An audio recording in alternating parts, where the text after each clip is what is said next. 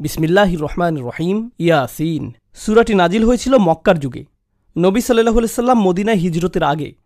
আর এই সূরাটি আল্লাহ শুরু করেছেন ইয়া এবং সিন অক্ষর দিয়ে। পুরো কোরআনে এটা একবারই এসেছে। আপনারা আগেই শুনেছেন আলিফ লাম মিম অথবা কফ হা ইয়া আইন সদ ইত্যাদি।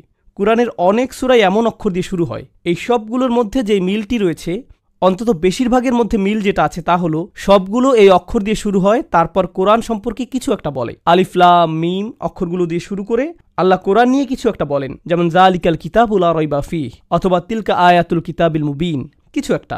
এভাবে সবগুলো কোরআনের এক ধরনের ভূমিকা স্বরূপ। এই অক্ষরগুলোর মধ্যে মিলের একটি হলো বেশিরভাগ সময়ে সেগুলো কোরআনের ভূমিকার মতো। তবে একটা সুস্পষ্ট ব্যতিক্রম হলো গুলিবাতির রুম। আলিফ লাম মিম গুলিবাতির রুম, রুম বিজিত হয়েছিল, রোম হেরে গিয়েছিল। কিন্তু আমার মনে হয় যদিও এটা ব্যতিক্রম, তবুও তা একই পদ বরাবর, কেননা সেটাও কিন্তু আল্লাহর এক অলৌকিকতার বর্ণনা। যখন রোম পরাস্ত অবস্থায় ছিল, পার্সিয়ানরা তাদের দখল করে নিয়েছিল, তখন আল্লাহ বললেন 10 বছরের মাঝেই তারা আবার বিজয়ী হবে, 10 বছরের মাঝেই তারা ঘুরে দাঁড়াবে। যদিও তখন তারা সম্পূর্ণরূপে ধ্বংস ছিল। এটা তখন কুরআন অনেক আগে থেকেই ভবিষ্যৎবাণী করে রেখেছিল। এটা বিশ্বমানবতাকে চ্যালেঞ্জ করে বলেছিল যে দেখো এমন হয় কিনা, মানে নিজের সম্পূর্ণ বৈধতা এর উপর রেখে দিয়েছিল। যেমন দেখুন আল্লাহ কোরআনে বলছেন যেই রোমান সাম্রাজ্য পার্সিয়ানদের দ্বারা পরাজিত হয়ে আছে, তারাই 10 বছরের মাঝে ফিরে আসবে। শুধুমাত্র আরবের মরুভূমির একজন মানুষ এটা নিয়ে কথা বলছে। যদি এমনটা না ঘটে, তবে কোরআনের সব কিছুকেই প্রশ্নবিদ্ধ করা যাবে, সব কিছুই প্রশ্নবিদ্ধ হবে, সব কিছুই প্রশ্নবিদ্ধ হবে। মানে এভাবে পুরো ইসলামের বার্তার বিশ্বাসযোগ্যতাকে শুধু একটি বক্তব্যের হাওলায় ছেড়ে দিয়েছেন, তাই না? শুধু একটি দাবি, শুধু একটি দাবি। আর আসলে পুরো কোরআনেই কিন্তু এমন। কোরআনের মতো কোনো কিছু বানিয়ে দেখাও না কেন, এটা যে আল্লাহর পক্ষ থেকে না সেটা প্রমাণ করে দেখাও। মানে কোরআন নিজের বিশ্বাসযোগ্যতাকে প্রশ্নবিদ্ধ করার চ্যালেঞ্জ করেছে বারবার। এভাবে এটা অন্যান্য হুরুফের সাথে মিলে যাচ্ছে। এই হুরুফ মুকাত্তাত নিয়ে আরেকটা বিষয় হলো, যদিও আমি ইয়াসিন শব্দ নিয়ে বেশি সময় খরচ করতে চাই না, আপনাদের অনেকেই হয়তো শুনেছেন যে সূরা ইয়াসিন হলো কোরআনের হৃদয়। এটা শুনেছেন না আগে? আর হয়তো আপনাদের অনেকেই এজন্য এখানে এসেছেন। আপনারা পাকিস্তানি, সারা জীবন এটাই শুনেছেন। কিন্তু এটা আসলে কোনো বিশুদ্ধ হাদিস নয়। যদিও শুনে খুব ভালো লাগে, আমরা একে অস্বীকার করছি না, আমাদের ঐতিহ্যের অংশ এটা। তবুও এটা কিন্তু প্রমাণিত নয় যে এটাই কোরআনের হৃদয়। যদিও এটা অনেক বিখ্যাত, তাও ভালো, অন্তত একটা সূরাকে তো আমরা যত্নার্থী করি, সেজন্য ভালোই। উপমহাদেশের জন্য কাজেই এসেছে এটা। তো যাই হোক, এই অক্ষরগুলোর ব্যাপারে কথা হলো যে এই হরফগুলো কিন্তু স্বয়ং নবীজি সাল্লাল্লাহু আলাইহি সাল্লামের কাছে অপরিচিত ছিল। খুবই গুরুত্বপূর্ণ। আমাদের নবীজির ব্যাপারে কোরআন গর্ব ভরে ঘোষণা করছে যে তিনি পড়তে জানতেন না, উম্মি। তিনি সদ্য জন্ম হওয়া কোনো বাচ্চার মতো নিরক্ষর ছিলেন। সেখান থেকেই উম্মি শব্দটি এসেছে, ঠিক আছে? আর তাই যিনি পড়তে জানেন না, ওয়ালা তাখুত্তুহু বিয়ামিনিক ওমা কুনতু তাতলু মিন ক্বাবলিহি মিন কিতাবিন ওমা তাখুত্তুহু বিয়ামিনিক, তুমি তো নিজের হাতে এটা লেখনি, এমনকি তুমি তো এর পূর্বে এমন কিছু কখনোই পড়নি, তুমি নিজের হাতে এটা লেখনি।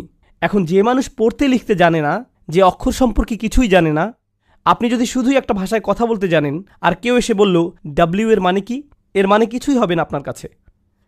তাই তিনি যে বলছেন ইয়াসিন, যেটার আরবিতে নিজস্ব কোনো অর্থ নেই, শুধুমাত্র যে লিখতে আর পড়তে জানে সেই জানে যে এটা ইয়া অক্ষর আর সিন অক্ষর। যে এটা জানে না তার সামর্থ্যের একেবারেই বাইরে এটা। তাই শুধুমাত্র ইয়াসিন শব্দগুলোর ব্যবহার শ্রোতাদের এই ইশারা দিচ্ছে যে রাসূলুল্লাহ সাল্লাল্লাহু আলাইহি সাল্লাম সম্ভবত এক ধরনের জ্ঞান পাচ্ছেন। কারণ শুধুমাত্র জ্ঞান অর্জনের সময় আপনি অক্ষর সম্পর্কে জানতে পারেন। তাহলে প্রশ্ন ওঠে, কে তাকে এই জ্ঞান দিচ্ছে?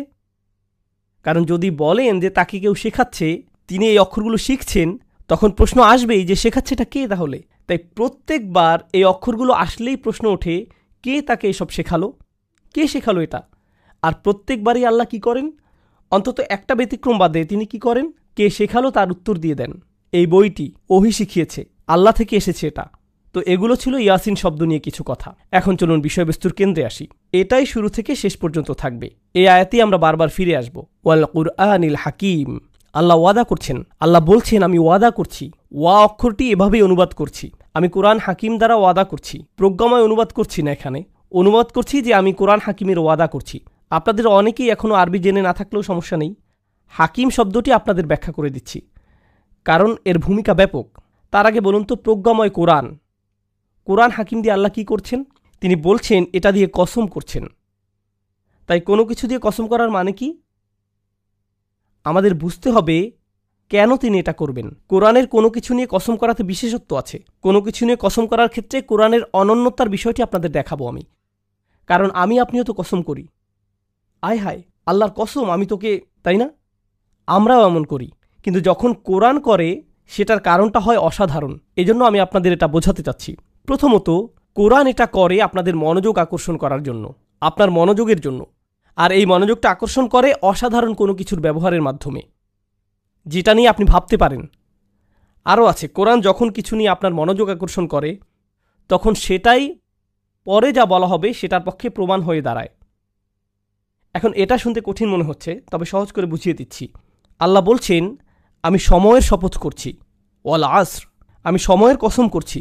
আপনারা বলতে পারেন সমস্যা নেই, হালাল, এটা খুতবা নয় যে পুণ্য কাটা যাচ্ছে। ওকে, তো তিনি শপথ করছেন কিসের? সময়ের।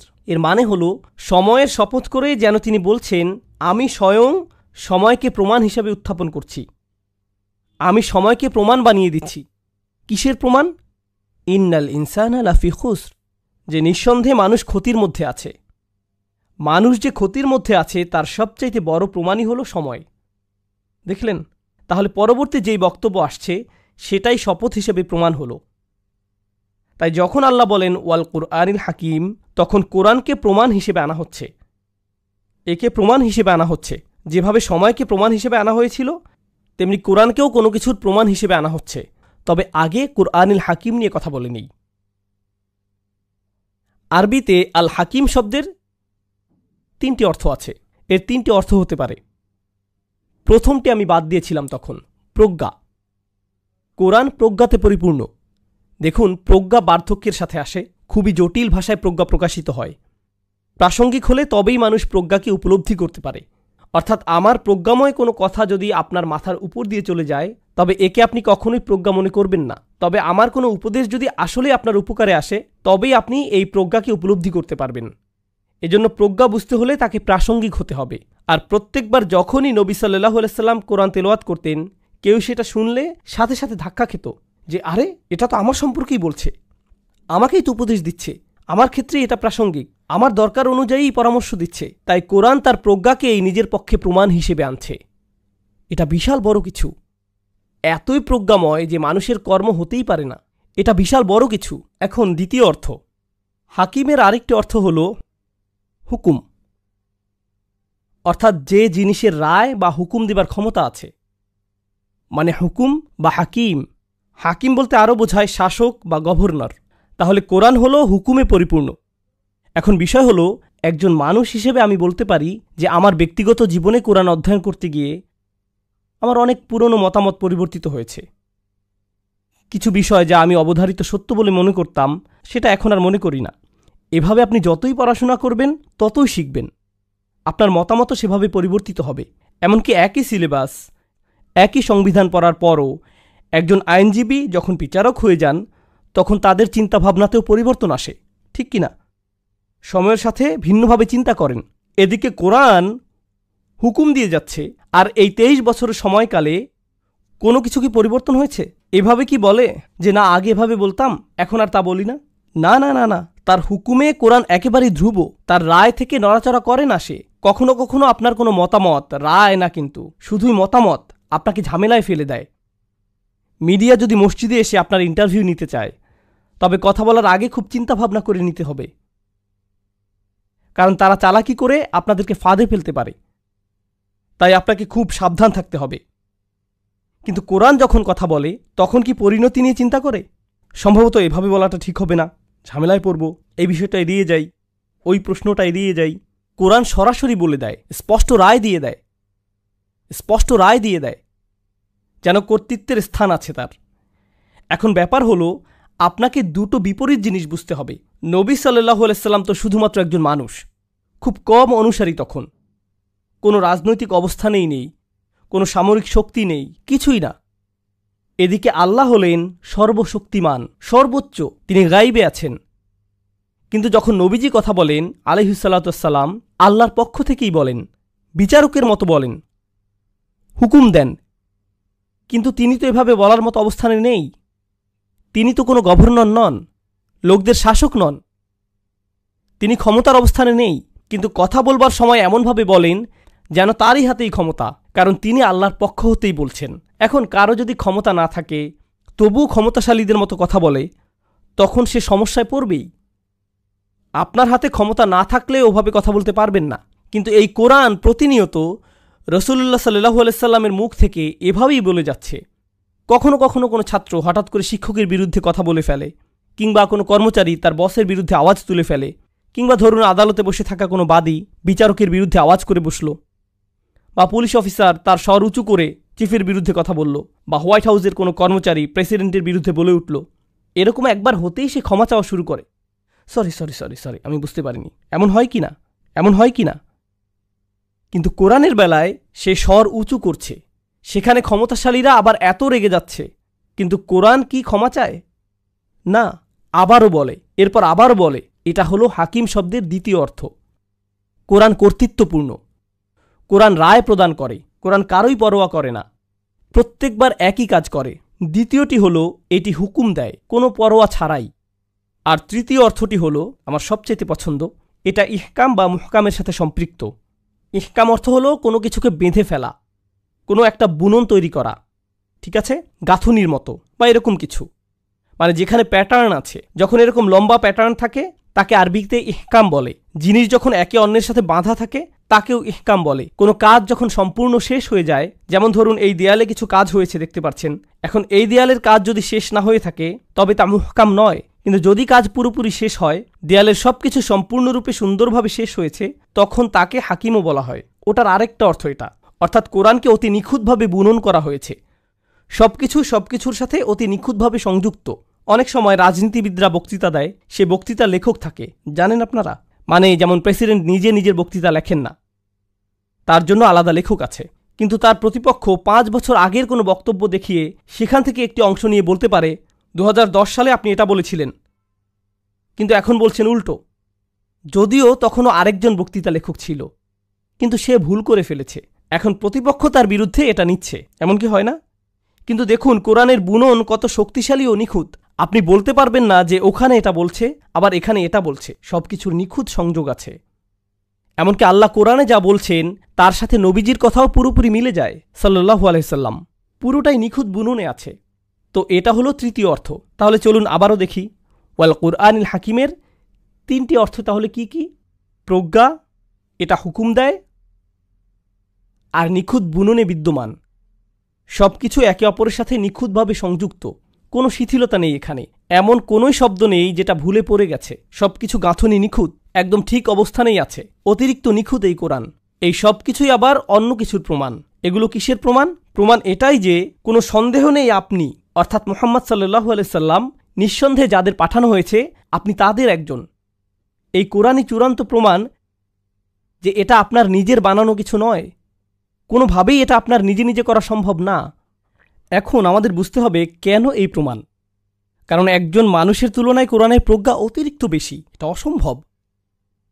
এর মধ্যে কর্তৃত্বের অবস্থান হতে হুকুম এতই বেশি যে কোনো একজন মানুষের পক্ষে তা সম্ভব নয়। বছরের পর বছর, দিনের পর দিন নিজেকে আরও বেশি বিপদে কোনো মানুষই ফেলে না। কোনো মানুষ কথা বলার কারণে ঝামেলায় পড়লে পরের দিন আরও বেশি কথা বলে নাকি কম কথা বলে, চেপে যায়, অথবা বিষয় বদলে ফেলে, কিংবা অন্য কোনো শহরে চলে যায়। অথচ তিনি একই লোকদের কাছে বারবার যাচ্ছেন, তারা আরও বেশি করে অপমান করেই যাচ্ছে। শুধু আপনি চান বলে এমন করছেন তা হতেই পারে না। আপনি একা নন, আপনাকে পুশ করা হয়েছে, আপনাকে মিশন দেয়া হয়েছে সাল্লাল্লাহু আলাইহি সাল্লাম। আর 3 নম্বরটা ছিল যে অন্য কোনো কথার মতোই নয়। ব্যাপারটা যোগাযোগ মনোবিজ্ঞানের দৃষ্টিকোণ থেকে বোঝার চেষ্টা করুন, খুবই মজার জিনিস, ঠিক আছে? এই মুহূর্তে আমি আপনাদের সাথে কথা বলছি, পড়ছি না, কিন্তু যদি কোনো তাফসিরের বই খুলি বা ধরুন গুগল গ্লাস পরে আছি, লেখাগুলো স্ক্রল করছে চোখের সামনে, সেখান থেকে তাফসির পড়ছি, বা শেক্সপিয়ারের কিছু মুখস্থ করেছি, সেটা আপনাদের মুখস্থ বলছি, আপনারা কি বুঝবেন না যে ওটা আমার বক্তব্য নয়? কি বুঝতে পারবেন না যে ওটা আসলে আমার কথা বলছি না, বরং পড়ছি? বুঝতে পারবেন তো? কারণ আমি যেভাবে কথা বলি, যেভাবে শেক্সপিয়ার কথা বলে, বা যেভাবে সংবিধান কথা বলে, বা আমার নিজের রচনা যেভাবে বলে, সবই ভিন্ন ভিন্ন। বরং আমি যেভাবে কথা বলি সেভাবে তো লিখিও না, আমার লেখাগুলো তো আরও অনেক বেশি ফর্মাল, আর যখন কথা বলি সেটা অনেক ইনফর্মাল। নবী সাল্লাল্লাহু আলাইহি সাল্লামের কাছে কি কাগজ আছে? না। আর থাকলেও কিছু যায় আসে না, কারণ জানেন যে তিনি পড়তে পারতেন না। কিন্তু তিনি যখন কোরআন তেলাওয়াত শুরু করেন, প্রত্যেকেই বুঝতে পারে যে এর গাঁথুনি এতই শক্ত যে সেখানেই কোনো আচ্ছা আবার রিপিট করি এমন কিছুই নেই। মানুষের কথার তুলনায় কোরআন অতিরিক্ত নিখুঁত। তিনি বলছেন না, অন্য কেউ এটার রচয়িতা। তো এখন এই আয়াতে আরেকটা জিনিস বোঝার আছে, তা হলো আল্লাহ বলছেন আপনি তাদের একজন যাদেরকে প্রেরণ করা হয়েছে। কিন্তু এখানে তো প্রশ্ন চলে আসে, সেই প্রশ্নটি হলো কে প্রেরণ করেছে? আল্লাহ তো বলেননি ইন্নাকা লামিনাল মুরসালিনা মিনাল্লাহ, তিনি তো মিনাল্লাহ যোগ করেননি। তিনি তো বলেননি যে আপনি আল্লাহর পক্ষ হতে প্রেরিতদের একজন। আল্লাহকে এখানে উল্লেখ করা হয়নি, শুধুই উল্লেখিত হয়েছে যে এটা হচ্ছে কোরআন, অবিশ্বাস্য এক তেলাওয়াত, এটা হিকমতে পরিপূর্ণ, হুকুম দেওয়ার ক্ষেত্রেও প্রচণ্ড সাহসী, প্রচণ্ড শক্ত গাঁথুনি এর। এটা তার পক্ষ থেকে হতেই পারে না, কেউ না কেউ তাকে প্রেরণ করেছে। আমরা এখনও জানি না তিনি কে, বুঝতে পারছেন? তাহলে রহস্য তৈরি করা হয়েছে, তবে উত্তর দেয়া হয়নি এখনও। আর সামনে আগানোর আগে আরেকটা জিনিস বলতে চাই, ইন্নাকা লামিনাল মুরসালিন নিয়ে আরও 3টা জিনিস। আল্লাহ কার সাথে কথা বলছেন? তিনি বলছেন নিঃসন্দেহে তুমি প্রেরিতদের একজন। তাহলে কার সাথে কথা বলছেন? তিনি নবীজির সাথে কথা বলছেন। কুরাইশদের বলার পরিবর্তে নিঃসন্দেহে তিনি রাসূলদের একজন, তিনি প্রেরিতদের একজন, এভাবে তিনি বলেননি। তিনি তাদের সাথে কথাও বলছেন না, কাফিরদের সাথে আল্লাহর কথাই হচ্ছে না। তিনি স্বয়ং নবীর সাথে কথা বলছেন সাল্লাল্লাহু আলাইহি সাল্লাম। কেন জানেন? কারণ কাফিররা তাকে মিথ্যুক বলছে, এসব আজে বাজে বলেছে। এখন কেউ আপনাকে পাগল বলল, আপনি হয়তো অপছন্দ করবেন। আরেকজন পাগল বললে, এরপর 100 জন আপনাকে পাগল বললে, আপনি কি ভাবা শুরু করবেন? মনে হয় আমি আসলেই পাগল। একজন আপনাকে মিথ্যুক বলল, আরেকজন মিথ্যুক বলল, চাচা আপনাকে মিথ্যুক বলল, আপনার কাজিন মিথ্যুক বলল, বিজনেস পার্টনার আপনাকে মিথ্যুক বলল, প্রতিবেশী মিথ্যুক বলল, রাস্তায় আপনাকে চেনে না এমন মানুষও আপনাকে মিথ্যুক বলল। এটা আপনার উপর প্রভাব ফেলতে পারে, তাই না? আপনার অন্তত কাউকে তো প্রয়োজন যে বলবে, আপনার অন্তত কাউকে প্রয়োজন যে বলবে যে এসবে পাত্তা দিও না, আমি বলছি তুমি মিথ্যুক নও। আমার কথা শুনো, তারা যে বলে সব ভুলে যাও, তারা যা বলে সব ভুলে যাও। দেখুন প্রোপাগান্ডার ধারণাটি কিন্তু এখানেই। তারা খবরে বলতেই থাকে এমন এমন এমন, মুসলিমরা কত কিছু, তার লিস্ট। আমরা এয়ারপোর্টে বা লিফটে মানুষকে নাকি ভয় পাইয়ে দেই, এলিভেটরের ভেতরেও তারা অস্বস্তিকর অবস্থায় থাকে। তো মাত্র গতকালই আমি লিফটে ঢুকলাম, ভেতরে একটা পরিবার ছিল। আমার ফ্লোরের বাটন চাপ দিলাম, কিন্তু তারা চাপছিল না। তো আমি ভাবলাম হয়তো তারা আমার ফ্লোরেই যাবে। তো যখন আমার ফ্লোরে লিফট আসলো, আমি ভদ্রতা করে, কারণ মহিলা বাচ্চারা ছিল, তাদের জায়গা করে দিলাম। তারা উল্টো আমাকে আগে যেতে বলল। আমি অবাক হয়ে বের হয়ে আসলাম। এরপর তারা বাটন চাপা শুরু করলো। ওকে,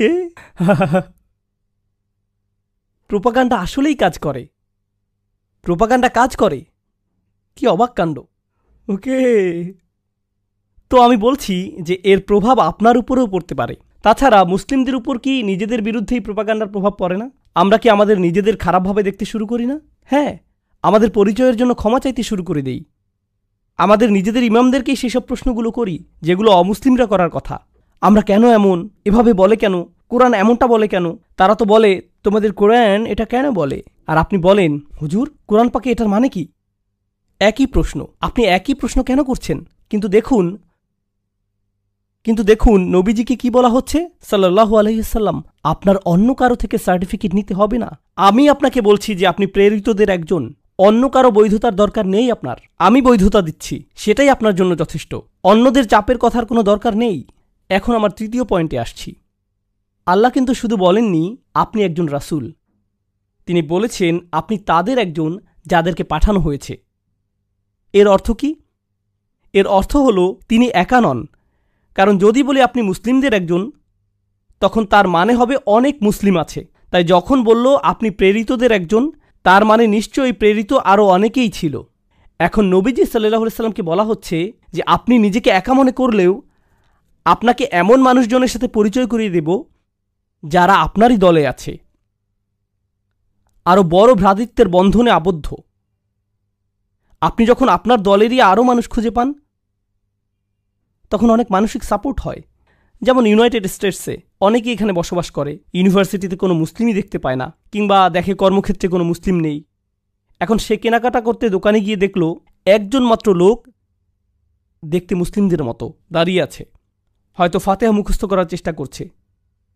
এতেই সে এত খুশি, কারণ একটু সাপোর্ট হলেও পাচ্ছি, আমার মতোই আরও একজন।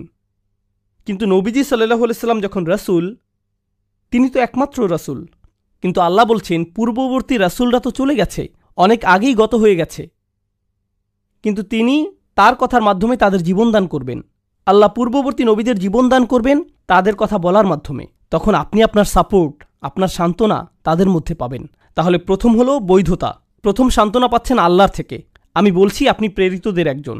আর দ্বিতীয়টি হলো তাকে বলে দেয়া হচ্ছে যে শুনুন, আপনি একটি দলের অংশ, তাদের মাঝেই আপনি প্রচুর সাপোর্ট পাবেন। আর তাই ইন্না শব্দটি প্রথমে এসেছে। কোনো সন্দেহ নেই আপনি হলেন প্রেরিত রাসূলদের একজন, কারণ সন্দেহ পোষণকারী অনেক আছে, কিন্তু আপনি কখনো সন্দেহ করবেন না। এখন এই আয়াত নিয়ে শেষ কথা, ইন্নাকা লামিনাল মুরসালিন। সব আয়াত এত লম্বা হবে না, সব আয়াত এত লম্বা হবে না, ভয় পাবেন না। যদিও আমাদের আরও ৮৩টি আয়াত পড়তে হবে, তবে আমি সূরাটির শুরুতে এর চিন্তাভাবনাটি দেখাতে চাই। এরপর একটি থেকে পরেরটি, সেটা থেকে পরের আয়াত কিভাবে প্রবাহিত হয় সেটাও দেখাতে চাই। এটাই আমার কাজ এখানে ইনশাআল্লাহ। তো এই আয়াত নিয়ে শেষ যে কথাটি বলতে চাই তা হলো, মুরসাল শব্দটি কিন্তু রাসূল হতে ভিন্ন। রাসূল শব্দের অর্থ হলো বার্তাবাহক, সহজ অনুবাদ। আর তাই কোরআনের কিছু দুর্বল অনুবাদে বলে যে আপনি রাসূলদের একজন, সেটা আসলেই ঠিক নয়। আরবিতে মুরসাল হলো ইসমে মাফউল, যার মানে যাকে প্রেরণ করা হয়েছে, কাউকে পাঠানো হয়েছে। এখন বার্তাবাহক আর পাঠানো হয় এমন একজন, এই দুইটার মাঝে কিন্তু তফাত আছে। আমি যদি বার্তাবাহক হই তবে বার্তা নিজের পক্ষ থেকেই দিতে পারি, হতেই পারে নিজের বার্তার বার্তাবাহক আমি হতে পারি। কিন্তু যদি আমি প্রেরণকৃত হই তাহলে এর অর্থ দাঁড়ায় আমার বার্তাটি অন্য কারো কাছ থেকে এসেছে, অন্য কারো কাছ থেকে এসেছে, আমার পক্ষ থেকে নয়, আমাকে এটার দায়িত্ব দেয়া হয়েছে। এখন তাই নবীজি সাল্লাল্লাহু আলাইহি সাল্লামকে বলা হচ্ছে যে নিঃসন্দেহে আপনি সেই দলের মানুষদের একজন যাদের একটি দায়িত্ব দেয়া হয়েছে, আপনাকে একটি মিশনে পাঠানো হয়েছে। আপনি এটা পছন্দ করেন বলে বা চান বলে বা অন্য কোনো এজেন্ডা আছে বলে তেলাওয়াত করছেন না, বরং আপনার প্রাথমিক উদ্দেশ্য হলো আল্লাহর বান্দা হওয়া আর তার আদেশ পালন করা। তিনি এই কিতাব শুরু করেছেন ইকরা বিসমি রব্বিক, আপনার রবের নামে পড়ুন, কর্তৃত্বের পদে থেকে। তাই আপনি কথা বলা মানেই আল্লাহর কর্তৃত্বের অধীনে থাকা। এই ব্যাপারটা পরে খুবই জরুরি হবে যখন আমরা পরের আয়াতে যাব। তাই নবীজি সাল্লাল্লাহু আলাইহি সাল্লামের এই দায়িত্বের ব্যাপারটি তখনই বলবো। এখানে শুধু তাকে সান্ত্বনাই দেয়া হচ্ছে না, বরং তিনি মিশনে আছেন সেটাও মনে করিয়ে দেয়া হচ্ছে। কোনো কাজে আপনার দায়িত্ব কঠিন হলে দুটো জিনিস লাগে, আপনাকে সাহায্য করার, সমর্থন দেবার জন্য কাউকে লাগে। সে বলবে যে আমরা পারবো, এটা করতে পারবই, আমি আছি তোমার সাথে, কোনো সমস্যা নেই। যে শুনুন, আপনার হাতে আর মাত্র 4 ঘন্টা সময় আছে, দ্রুত কাজ শেষ করুন। এই আয়াতে সেটাও করা হয়েছে। তার মানে আপনার দায়িত্ব সম্পন্ন করার দুইটা দিকই এখানে করা হয়েছে।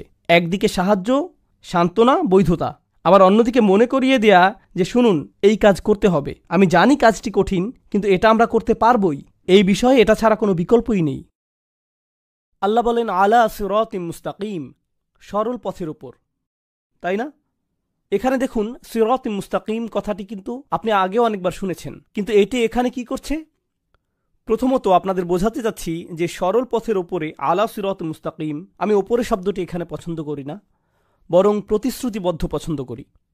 এখানে আলা শব্দটি লুজুম, যার মানে হলো আপনি সরল পথে প্রতিশ্রুতিবদ্ধ। কিন্তু প্রথম যেই প্রশ্নটির উত্তর দিতে চাচ্ছি, কে এই সরল পথে প্রতিশ্রুতিবদ্ধ? কে এই সরল পথে প্রতিশ্রুতিবদ্ধ? আমি কোরআনের শপথ করছি, পরিপূর্ণ প্রজ্ঞাময়, কত সুন্দর গাঁথুনি এতে, কত শক্ত এর বিধান। কোনো সন্দেহ নেই আপনি তাদের অন্তর্ভুক্ত যারা আসলেই প্রেরিত হয়েছে সরল পথের ওপর। তাহলে সরল পথে কে?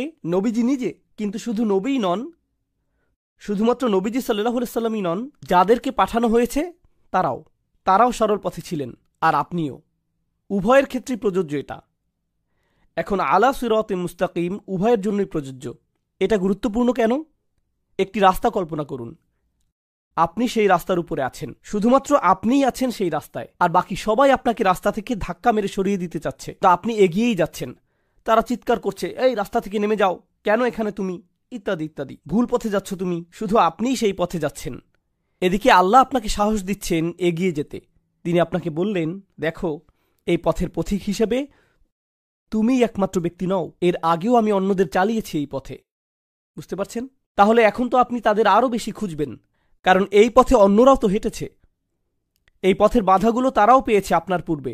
তাদের আপনি উদাহরণ হিসেবে নেবেন, আর আপনাকে আরও ভালোভাবে রাস্তা চেনাতে সাহায্য করবে। এই যাত্রা সহজ করে তুলবে তারা। এছাড়াও আপনারা বাস্তব জীবনেও এমন করেন কিন্তু। যেমন ধরুন, ড্রাইভিং করে যাচ্ছেন, এখন খবর পেলেন সামনে ট্রাফিক জ্যাম বা অনেক পুলিশ রাস্তায়। আপনাদের কারো কারো গাড়িতে রাডারের মতো কি একটা আছে না? এটার ব্যাটারি ধরুন শেষ হয়ে গিয়েছে, তাই বন্ধুকে ফোন দিলেন, ইয়ো আমি জর্জ বুশ রোডে আছি, বা কি জানি আপনাদের অন্য একটা টোল রোডে আছি, স্যাম হিস্টন না কি জানো, তো আমি এই রোডে আছি, অনেক পুলিশ এখানে, তো আমি কি জোরে চালিয়ে যাব? না না না না ভাই, আমি গত সপ্তাহে ওখানে গিয়েছিলাম, আমাকে ফাইন দিয়েছিল।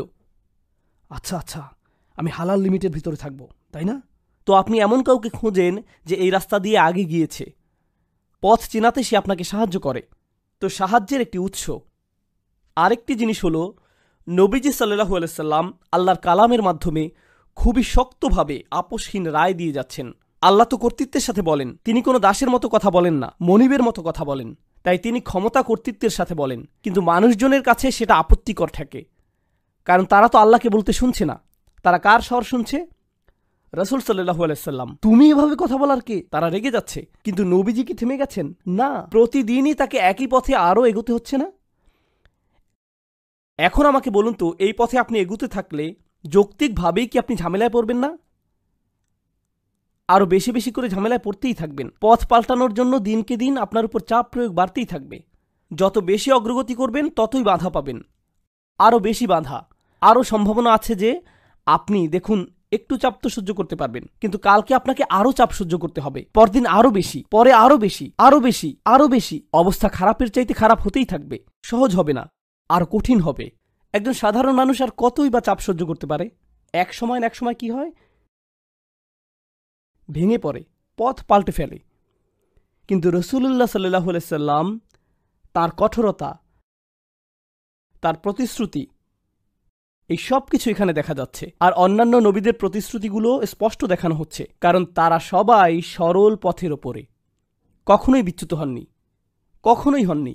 মানুষ তাদেরকে আক্রমণ করেছে, মানুষ তাদের নিয়ে হাসি ঠাট্টা করেছে, মানুষ তাদেরকে হুমকি ধামকি দিয়েছে, তাদেরকে নির্বাসিত করার, হত্যা বা অত্যাচার করার হুমকি নিয়ে এসেছে। এরপরেও তারা দমে যাননি। তাদের পরিবার এসেছিল তাদের কাছে, মুরব্বীরা এসেছিল, রাজনৈতিক নেতারা এসেছিল, সবাই এসেছিল, তবুও পথচ্যুত হননি, প্রতিশ্রুতিবদ্ধ ছিলেন। কঠোরতার এই ধারণাটাই জরুরি। এছাড়াও দেখুন, তিনি যে আসলে একজন রাসূল, এটাই কিন্তু তার একটা প্রমাণ। নইলে এত কষ্ট কেন শুধু শুধু সহ্য করবেন? আমরা কিন্তু এখনও সেই ধারণাতেই আছি যে এই কোরআনকে বহন করা সম্ভব শুধুমাত্র তখনই যখন আপনাকে প্রেরণ করা হয়। কারণ অতিরিক্ত চাপ, যেমন একজন মুফাসসির বলেছেন, ইলতিজামুহু দালিলুন আলা নবুয়তি ওয়াসিরাতিহি দালিলুন কামা আন্নাল কোরআন। এটা এখানে গুরুত্বপূর্ণ। কোরআনের নিখুঁত হবার কারণে, আমি যেটা বলেছিলাম, 3 ধরনের নিখুঁততা আছে কোরআনে, সেগুলোই প্রমাণ। এখন এই উদ্দেশ্যের প্রতি নবীর প্রতিশ্রুতি নিজেও আর একটা প্রমাণ। এই সবই প্রমাণ করে দিচ্ছে। কিন্তু এরপর এই আয়াত নিয়ে শেষ আরেকটা জিনিস আপনাদেরকে বলছি, আলা সিরাতিম মুস্তাকিম। এখানে কিন্তু বলা হচ্ছে না সরল পথের উপরে প্রতিশ্রুতিবদ্ধ, এখানে বলছে একটি সরল পথের উপর প্রতিশ্রুতিবদ্ধ, সিরাতিম মুস্তাকিম। ফানাক্কার লফস, তিনি এটাকে নাকিরা করে দিলেন, সার্বজনীন করলেন। সাধারণভাবে সরল পথ আর একটি সরল পথ, এই দুইয়ের মাঝে পার্থক্য আছে। কারণ ফাতিহাতে আমরা কিন্তু বলি না যে আমাদেরকে একটি সরল পথে পরিচালিত করুন, আমরা বলি সরল পথে পরিচালিত করুন, ইহদিনাস সিরাতাল মুস্তাকিম।